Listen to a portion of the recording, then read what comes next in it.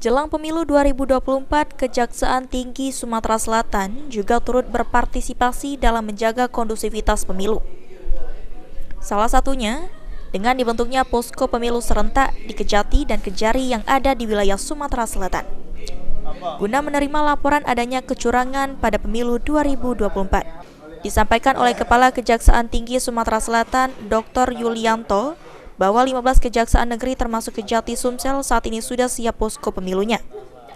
Mantan Kejati NTT ini juga mengimbau agar para ASN di kejaksaan menjaga netralitas, dan jika ditemukan ada ASN kejaksaan yang tidak netral, maka nantinya akan diberikan sanksi yang tegas.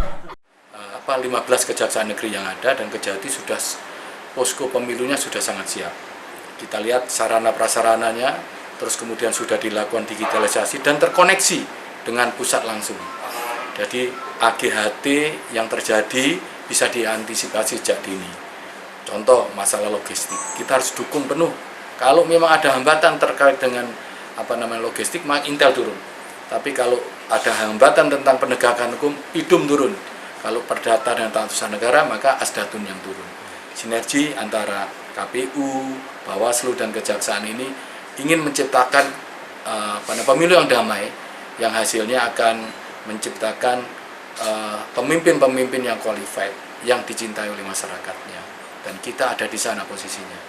Dan memastikan seluruh jajaran Kejaksaan Tinggi Sumatera Selatan dan jajaran di bawah netral. Apakah mungkin nanti misalnya ada oknum-oknum yang terlibat, itu apa sanksinya mungkin dari kejaksaan sendiri, Pak? Oknum-oknum kejaksaan sendiri seperti apa? Oh ya, ini instruksi netral ini langsung dari Bapak Jaksa Agung.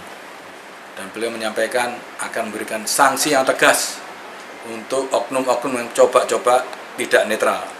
Saya rasa itu. Lutfi, PAL TV.